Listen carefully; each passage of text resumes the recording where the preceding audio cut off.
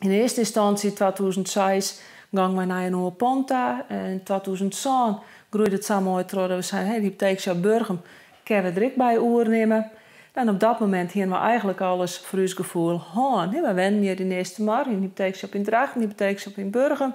Nou, prima. We hadden op dat moment met 8 man personeel klaar voor de groei. Alleen op het moment dat wij er klaar van waren, ja, toen startte de markt in. Troch de bankencrisis waren de regels voor een hypotheek hield iets stranger. Mensen konden minder gauw een huiskeepje en een hypotheek krijgen. Daardoor vregen ook minder klanten om advies. Uiteindelijk wie dat de deerstek van de hypotheekshop in Drachten. Die werkmiskwit was gewoon 15, 16, 17 jaar inzist. En het is de vraag hoe het daarna weer omkrijgt. Het is de vraag of ik een vergunning krijg. Het is de vraag of ik aanstaande weer de oorstellingen bij de maatschappij krijg. Het zal alle je wel op zijn plakje vallen, maar op dit moment wist het gewoon even net 100% zeker. Drege tieren dus voor Maria van der Veen.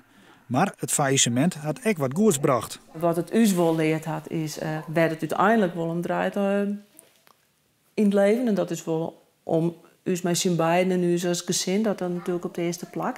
In de toekomst was ze een trogstaatmeidje. Als financieel adviseur voor hypotheken en beskieringen. Want dat is waar ze goed in is. Ik ben net de beste verkoper. En dat is net de prijs die ik won. Ik ben net de beste ondernemer.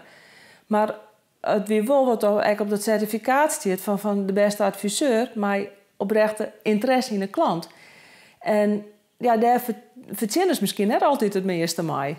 Maar dat is juist wel wat we nodig hebben in deze economie.